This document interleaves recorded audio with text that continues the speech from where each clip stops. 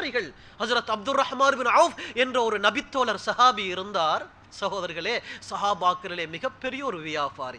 சொல்ல போனால் இன்றைய நவீன யுகத்திலே, இன்றைய காலத்தில் கூட அவருடைய அந்த காலத்தில் இருந்த சொத்துக்களை, செல்வத்தை இந்த காலத்திலே கல்குலேட்டர் பண்ணி பார்ப்போமேயானால், கணக்கெடுப்போமேயானால், இந்த கொடிகட்டி செல்வத்திலே கொடிகட்டி பறக்கிற காலத்தில் அப்படி ஒரு செல்வந்தர் இருப்பாரா என்று நினைப்பது கூட கஷ்டமாக இருக்கிறது. அவ்வளவு பெரிய செல்வத்தை கொடுத்திருந்த சஹாபாக்கள் நபி அவர்களோடு இருந்தார். நாங்கள் அதிகமாக ஏழைகளை தெரிந்து வைத்திருக்கிறோம். அபூ ஹுரைரா ரலியல்லாஹு அன்ஹு, அம்மார், யாசிர், சல்மான், இப்படி நிறைய ஏழை சஹாபாக்கள் இருந்தார்கள். ஆனால் பெருத்த வியாபாரிகள், பெருத்த கொடை, மிகப்பெரிய பணக்காரர்கள், செல்வந்தர்கள் இருந்தார்கள். அப்துர் ரஹ்மான் இப்னு அவுஃப் என்று சொல்லக்கூடிய ஒரு சஹாபி, சகோதரர்களே, அவர் இஸ்லாத்தை ஏற்றுக்கொள்வதில் 8வது ஆள். எவ்வளவு பழைய ஆரம்ப முஸ்லிம் என்று சிந்தித்து பாருங்கள்.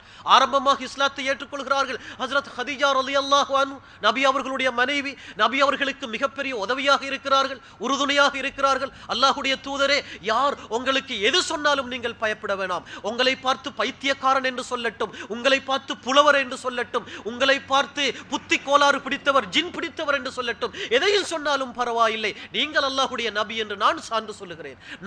யார் சொன்னது? இஸ்லாத்துல முதலாவது ஒரு பெண் கதீஜா ரலியல்லாஹு அன்ஹா, மக்காவின் சீமாட்டி அல்லவா. அவர்களிடத்தில் அல்லவா மற்றைய வியாபாரிகள் எல்லாம் வந்து சாமான் வாங்குவாங்க. இவ்வளவு பெரிய வியாபாரி நபி அவர்களுக்கு உறுதுணையாக இருந்தார்கள். நபி அவர்களுடைய மனைவியாக இருந்து நபி அவங்களுக்கு சொன்னாங்க, ஒன்றுக்கும் நீங்க தயங்க வேணாம், பயப்பட வேணாம்.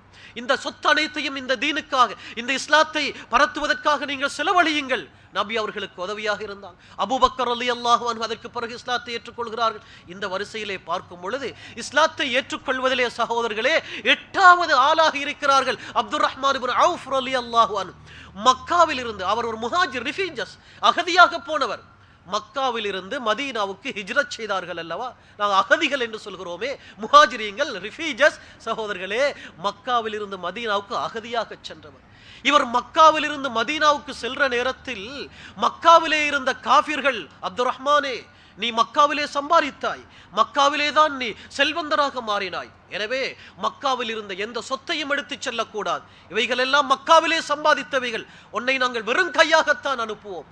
அப்துர் ரஹ்மான் அவுஃப் சொன்னார்கள், எனக்கு என்னுடைய மக்காவினுடைய தூசியும் வேணாம் என்று ஒரு அறிவிப்பிலே வருகிறது. தான் அணிந்திருந்த சேட்டையும் கலட்டி உதறுகிறார்கள். சகோதரர்கள், வெறும் கையாக செல்லுகிறார்கள். வெறும் கையாக மதீனாவுக்கு சென்ற அப்துர் ரஹ்மான் இப்னு அவுஃப் ரலியல்லாஹு அவர்கள் மட்டுமல்ல, முஹாஜிரீன்கள் எல்லாரும் அப்படித்தான். நபி அவர்களோடு மதீனாவுக்கு போன சஹாபாக்கள் எல்லாம் வெறும் கையாக சென்றார்கள். நபி அவர்கள் அங்கிருந்த மதீனத்து வாசிகள், அன்சாரிகள் என்று சொல்கிறோம் அல்லவா, சுப்ஹானல்லாஹ், இஸ்லாத்துக்கு உதவி செய்தவர்கள். ஆம், அவர்கள் இவங்களை முஹாஜிரீன்கள் வந்திருக்கிறாங்க, இவங்க ரிஃபீஜஸா வந்திருக்கிறாங்க, இவங்க அகதிகளா வந்திருக்கிறாங்க ஒதுக்கல்ல. நபி அவர்கள் சொன்னார்கள், இதோ சகோதரர்கள் இந்த தீனுக்காக ஊரை விட்டு நாட்டை விட்டு அவர்கள் இங்கே வந்திருக்கிறார்கள், நீங்கள் உதவி செய்யுங்கள் என்று ஆர்வப்படுத்தியதோடு சகோதரர்களே, அந்த அன்சாரிகள், மதீனா வாசிகள் சொன்னார்கள், நாங்க உங்களுக்கு என்ன உதவி செய்யணும்? 2 வீடு இருந்தால் அதை ஒரு வீட்டை அவர்களுக்கு கொடுத்தார்கள். 2 தோட்டம் உள்ளவர்கள் ஒரு தோட்டத்தை கொடுக்கிறார்கள். ஹஜ்ரத் அப்துர் ரஹ்மான் இப்னு அவுஃப் நபி அவர்கள் அந்த முஹாஜிரீன்களை 2 பேராக ஜோடு பண்ணி விட்டாங்க. ஒரு முஹாஜிருக்கு ஒரு முஹாஜிரை ஒரு அன்சாரியோடு இருந்தாங்க, நீங்க இவரை கவனிச்சு கொள்ளுங்க, இவர் ஊடு வாசல் எல்லாம் விட்டுட்டு வந்திருக்கிறாரு, அதனால இவர் உங்களுக்கு ஒரு சகோதரர் போல. அந்த உஹ்வா, ஒரு அங்கே மதீனா வாசிகளோடு மக்கா வாசிகளை நபி அவர்கள் சகோதரர்களாக ஆக்கினார்கள். அப்துர் ரஹ்மான் இப்னு அவுஃப் என்ற அந்த முஹாஜிரோடு, அந்த சஹாபியோடு மக்காவின் சொத்துக்கள் எல்லாம் விட்டு வெறும் கையாக சென்ற இந்த நபரை, இந்த சஹாபியை சகோதரர்களே, நபி அவர்கள் இன்னொரு சஹாபியோடு, உஸ்மான் என்று சொல்லக்கூடிய ஒரு சஹாபியோடு தோழமைப்படுத்திய நேரத்தில் இவர் சொன்னார், தோழரே, நபி அவர்கள் உங்களை எனக்கு சகோதரராக ஆக்கிவிட்டார்கள், எனவே நீங்க என்னோட கூட பிறந்த சகோதரனாக இல்லாவிட்டாலும் இஸ்லாத்திலே சகோதராக இருக்கிறீர்கள், மார்க்கத்திலே சகோதரராக இருக்கிறீர்கள், எனவே எனக்கு 2 தோட்டம் இருக்கிறது, ஒரு தோட்டத்தை நான் உங்களுக்கு தருகிறேன், 2 வீடு இருக்கிறது, ஒரு வீட்டை நான் உங்களுக்கு தருகிறேன் என்றெல்லாம் சொன்ன பொழுது இந்த அப்துர் ரஹ்மான் ரலியல்லாஹு அன்ஹு என்ன சொன்னார்கள் தெரியுமா?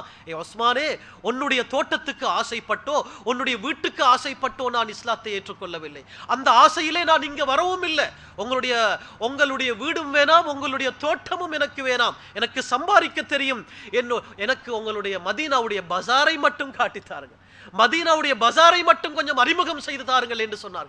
சகோதரர்களே, இந்த சஹாபி அவர்களுக்கு இவர் போய் கொஞ்சம் மதீனாவுடைய பஜாரை அறிமுகம் செய்கிறார்கள்.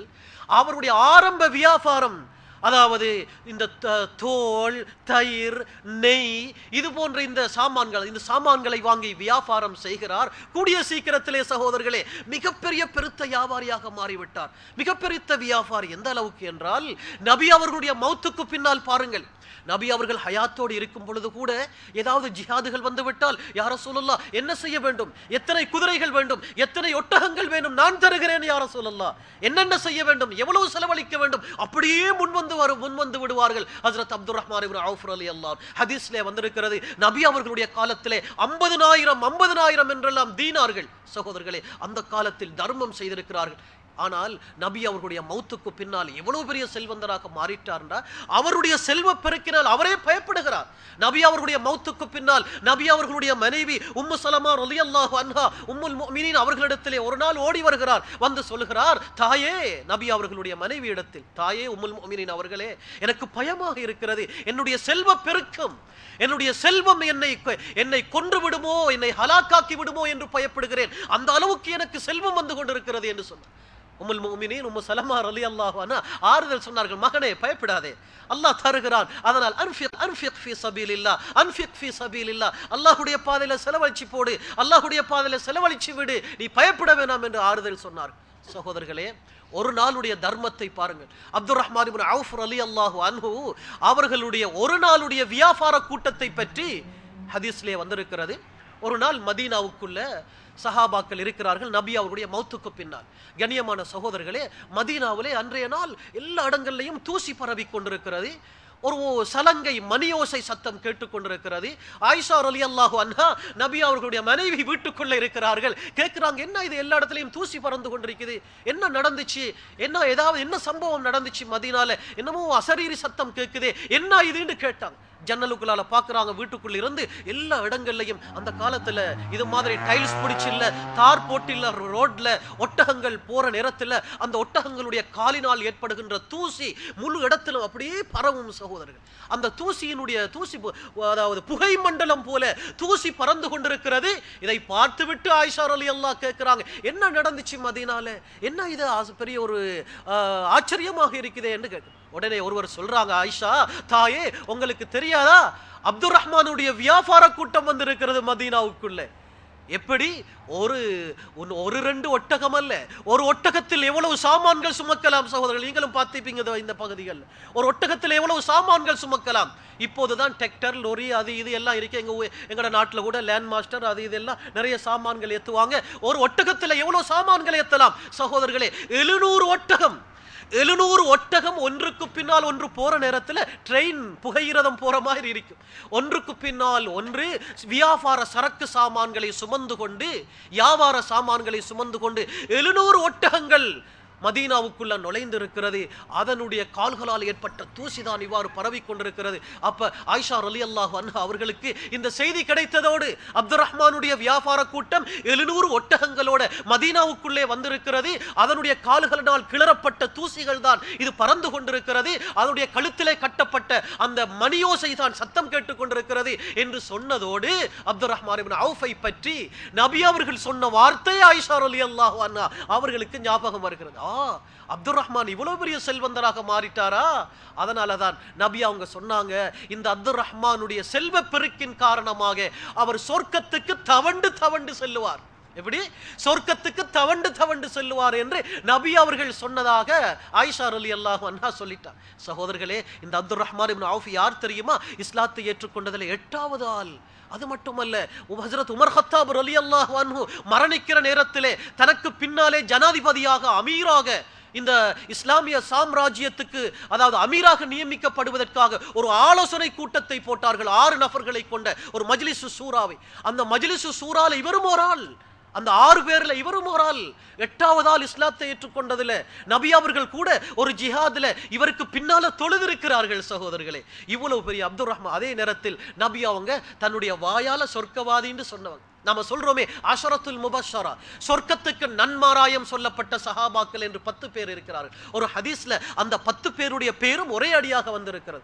அபூபக்கர், உமர், உஸ்மான், அலி ஃபில் ஜன்னா, தல்ஹா ஜுபைர் ஃபில் ஜன்னா, சஅத் சயீத் ஃபில் ஜன்னா, ஜுபைர் தல்ஹா ஃபில் ஜன்னா அப்படின்னு ஒரே ஹதீஸ்ல நபி அவர்கள் தன்னுடைய வாயினால் சொர்க்கவாதி என்று சொன்னவர் இந்த செல்வந்த சஹாபி ஹஜ்ரத் அப்துர் ரஹ்மான் இப்னு அவுஃப் ரலியல்லாஹு.